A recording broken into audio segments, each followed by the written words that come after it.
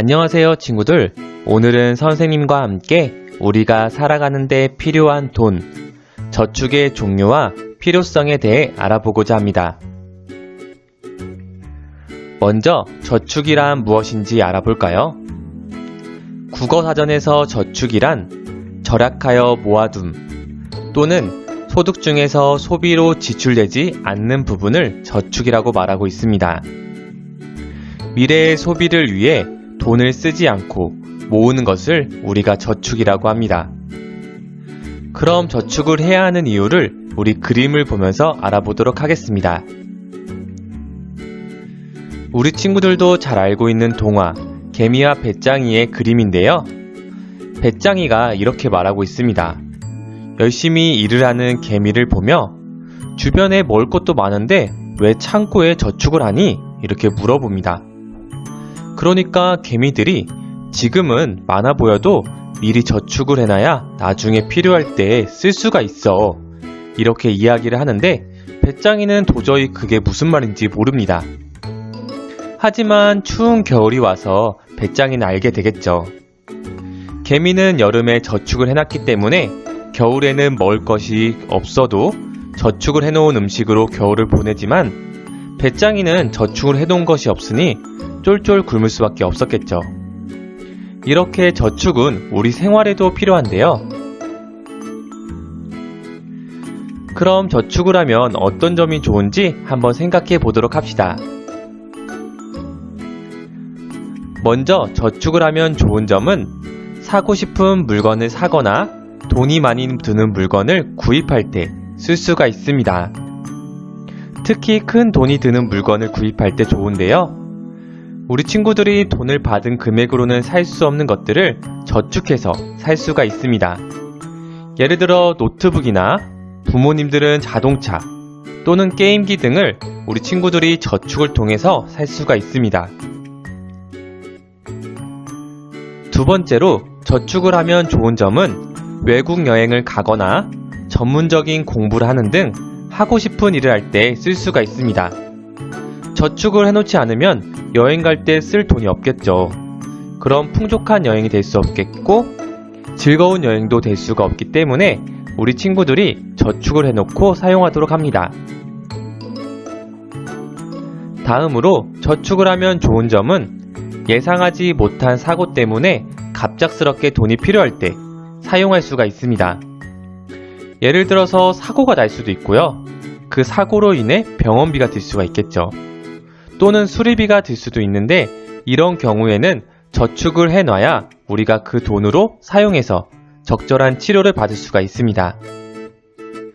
다음으로 저축을 하면 좋은 점은 나이가 들어 직장에서 은퇴하거나 일을 하지 못하더라도 걱정이 없습니다.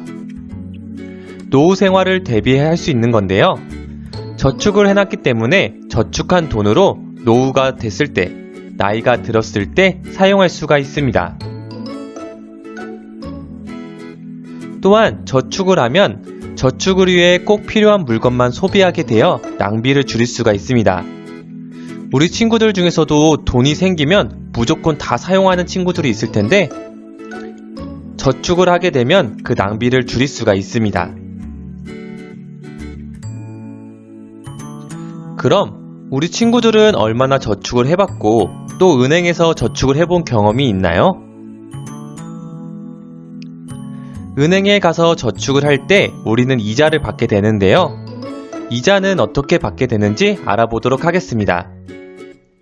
우리가 은행에 돈을 저축하면 은행은 돈이나 필요한 개인이나 기업에게 우리가 저금한 돈을 빌려줍니다.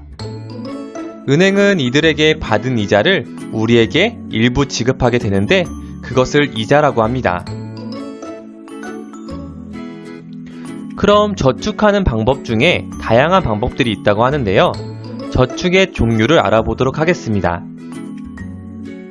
보통 예금은 필요할 때 언제든지 돈을 맡기고 찾아갈 수 있는 저축을 말하는데요.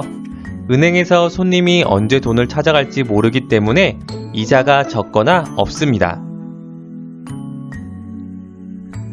두 번째로 저축의 종류에 정기예금이 있습니다.